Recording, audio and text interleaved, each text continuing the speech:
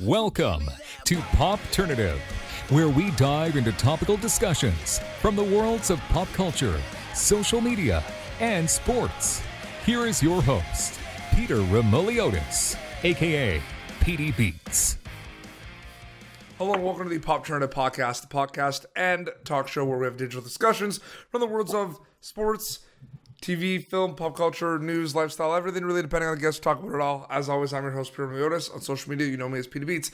This is one of our 2020 NHL Draft exclusive interviews where we chat with players that will have the chance to get their name called at the NHL Draft and be one step closer to their dream of playing pro hockey in the National Hockey League. We were speaking to a winger who spent time with the Chicago Steel in the USHL, and he's currently going to play for Northeastern University. We were with Sam Colangelo. Sam, welcome to Popternative, man. Thank you for having me. I appreciate it. No problem. Right off the bat, I mean, it's October, and we're talking about the draft. Yeah. Usually we'd be talking about this, I don't know, like June, or like late June, like early June, late June, you know what I mean? How has that kind of transition been? Because it's been pretty hectic. Yeah, I mean, usually the draft's right after pretty much your season ends, and you don't have too much time to think about it, but I mean, for us, I know a lot of my friends are eligible for this year too, and we've kind of been able to think about it for a couple months now, and it's been delayed a bit, but I mean, yeah, it's October. I didn't expect to be at Northeastern when I was getting drafted, which is definitely a cooler experience. Get to be with my teammates and stuff, but yeah, I mean, I'm just excited to get it over with and get started with my next journey here. College hockey, I feel like in the last 5 years has had a big appeal. Has been there's so much appealing about college hockey, like whether to play or also fans. Like there's a lot of people that watch college hockey because it's an amazing product. For you specifically, what was kind of the driving factor of deciding to go Div 1 NCAA, Sam? I mean, growing up 20 minutes away from Boston, I grew up kind of in a college hockey culture. Especially the bean pod, that's a huge thing for me. And being able to play in the bean pod, I used to go to the bean pod every year when I was growing up. So, I mean, it was kind of college hockey was just normal for me. There wasn't really any major junior thoughts. Yeah, I mean, just academics is pretty big in my family, and get an education and play hockey at the same time, especially at a school like Northeastern that has a great academic whatever you call it. And yeah, I mean, it's great being here, and you get to go to school during the week and play games on the weekend. So you get the best of both worlds. And how do you it's tough, right? Because also like the USHL, right? Mm-hmm. I mean, you're also taking classes, you're in school as well. How are you it is difficult talking to a lot of players to kind of balance both of them. But for you, how have you made it work, do you find, balancing school and hockey?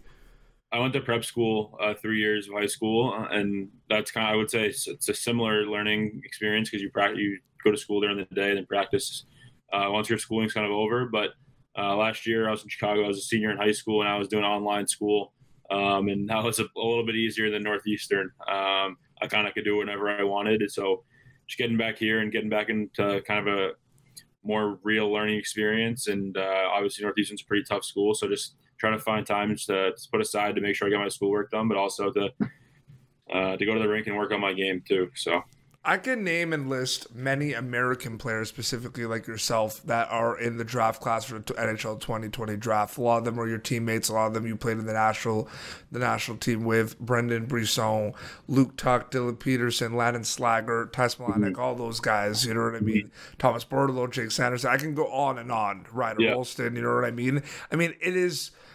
Every year there's a lot of American players that come in and make an impact in the NHL draft year. This one seems like a loaded one, just like last year. Have you noticed that? Yeah, I mean, last year, obviously, as more kids my age, this is more of an 0-2 draft. I'm a late 0-1. So just being able to watch that last year was a cool experience. A lot of the guys were some of my best friends that got drafted. And there's a lot of late birthdays this year in this draft. Yeah, there is. And obviously for me and Brendan and Sean Farrell and Luke Reed and guys from my team that are going to probably get picked. It's a cool experience to get to go through with them, and all of us being American makes it a little bit cooler too, representing our country. And yeah, I mean, last year was probably a little bit more high, like top heavy. They had a lot of first round picks, whereas this year we might not have as many. But I think all those guys you named are great players, and we've all worked hard for this. You're part of this crop of, like they're saying, like the top 75 or 80 players that kind of get drafted right now in the league, like every one of all the players pretty much that are going to be drafted are like very amazing top end skills and that could become very good National Hockey League players. Isn't that crazy how deep the draft is? And I think it has to do with the fact that there's late birthdays as well. This is a very deep and skilled draft class, Sam. Yeah, I mean, like you said, there's a lot of great players in the draft, and obviously there's only 31 picks in the first round, and that's where kind of all of us want to go. But I mean, wherever you get drafted, it's a dream. Yeah, I mean, at the end of the day, the goal is to get drafted, but like and it's very difficult in this day and age with like social media and everyone has opinions and everything. You know what I mean? There's a lot of rankings and scouting reports. I mean, did you kind of balance it like you did with school, the focus on school, where you just kind of didn't really think about it and you were able to kind of block it out? Was it as simple as that, and you just focused on playing hockey?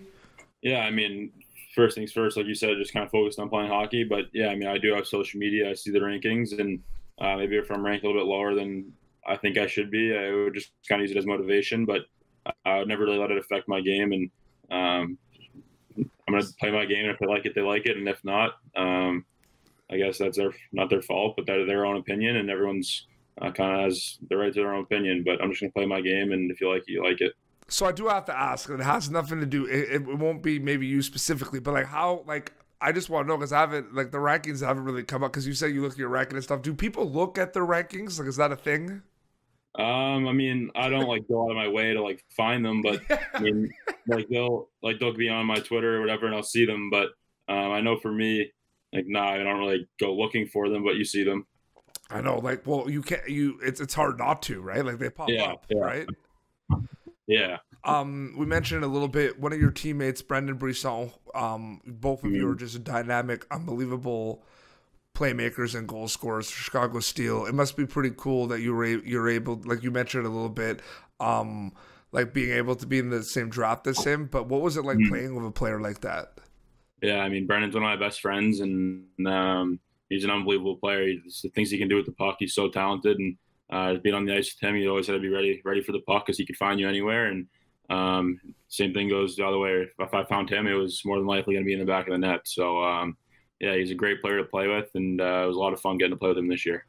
I do have to ask too, because you've represented the United States internationally before, but the NHL draft is obviously the priority right now. Then you want to kind of, when we're allowed to get sports back up and running, you want to have a good season with Northeastern, right? But I'm sure you know where I'm going with this. There's another kind of marquee event that happens around Christmas time that I'm sure you might that might be in the back of your mind in terms of making that squad, and that's a World Junior Hockey Championship. Is that something that I feel like that it's impossible that's not always a little bit on the mind with players, like when you're chatting and stuff. Like, that's a huge tournament. Yeah, I mean, growing up, every Christmas, my birthday is actually the day the World Junior starts every year, the day after Christmas, and I'm fortunate enough to go to the tryout camp. Next Thursday is when I head out there right after the draft, and I'm super excited for that, just trying to show my abilities and get a spot on that team, because obviously that'd be a dream come true as well. Absolutely. Yeah, and they announced that they are happening in Edmonton this year, and they're doing the bubble system like they did for the NHL playoffs. Did you watch a little bit of the NHL playoffs? Did you keep it in the loop of a little bit of it? Yeah, I mean, I did every day after I'd be done with my working out and skating. I'd basically go home and sit on my couch for like the whole entire day and watch hockey. It was unbelievable to be able to watch hockey throughout the summer. Did you notice like how, like, I'm watching these games, Sam, and I'm like, this is like the hardest game of hockey I've ever seen. Like how this game has become difficult. Like, it is difficult to play hockey. Yeah. I mean, it's definitely a fast game, and you have to be in peak condition, and you have to be so dialed in every asset of life, at eating, from sleep, nutrition, being in shape, so your skills on the ice. I mean, everyone's so elite now. If you take one day off, it can affect you. We mentioned like Brendan Brisson. I want you to kind of name a few other players in your draft class that you got to play with at the international level from Team USA, and then maybe some players from other countries that you had a chance to play against that might have their name called up on Tuesday that you kind of were impressed with or you didn't really know about until you played against them? Who are some players? Because like I said, there's a lot of really good players that you get to play with, but you also play against some very good players as well, Sam. Yeah, so the guys on my USA teams that'll probably get drafted this year that I think are great players. Mitchell Miller is one of them. Alex Laferriere is a good player. Ben Meehan was kind of got a tough road this year. He had to get surgery on his shoulder, but he's actually one of my good friends from home, and he's a great player. I think he should get drafted 100%. And then other guys I played with in Chicago that also were on my USA team: Sean Farrell, Gunnar Fontaine, Luke Reed, like I said, and I mean, there's so many more I can name, but shout-outs. I love the shout-outs. Yeah. And then from other countries, I guess from Russia, a kid played in Muskegon, Daniel Gushin. He's a great player. I played against him a lot over the past couple of years. A goalie in the Czech Republic, I think his last name was Dobes. He's a great player. There was a lot of players in that tournament, especially the World Junior A. They're unbelievable, and credit to them for their hard work, and excited to see where they get drafted as well. The World Junior A Challenge, I'm going to say right now, because everyone's talking about the Hlinka Gretzky, and I do love that tournament, you know what I mean? But I want there to be more love for the World Junior A Challenge, because that is very good hockey as well.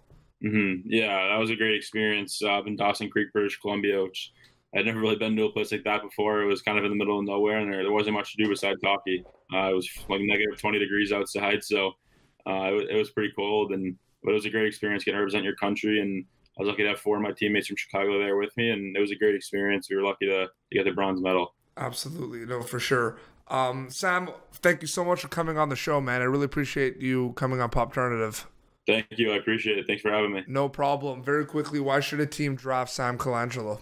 I'll do anything it takes to win. I'm a hard worker, and I think I'm still getting better. I don't think I've come close to maximizing my potential yet, and I love the game of hockey and everything about it. Did you have that ready? I feel like you read that from a script. Well done. Because I ask a lot of people that question. They're thinking about it. I feel like you did you have a feeling I was gonna ask that maybe? Honestly, not really, but I've got that one a couple times. So it's kind of my, I mean, that's the truth, and that's kind of what I say every time. Oh, absolutely. Yeah. Where can people follow you on social media to keep up date with everything? Instagram and Twitter are probably the 2 I use most. So those 2 social media sites I'm pretty active on. Absolutely. Well, all the best for the NHL draft. Thank you. And all the best for those Beanpot Wars, because those are some great hockey games, man. I love those games. I'm excited. Thank you. Absolutely. Well, this has been Popternative, youtube.com/Popternative for previous episodes. Till next time, this is Sam Colangelo and PD Beats signing off. Thank you for tuning in to Popternative. Make sure to check out our past episodes of Popternative on YouTube. Be sure to like Popternative on Facebook and follow us on Twitter. This has been an Autograph Communications production.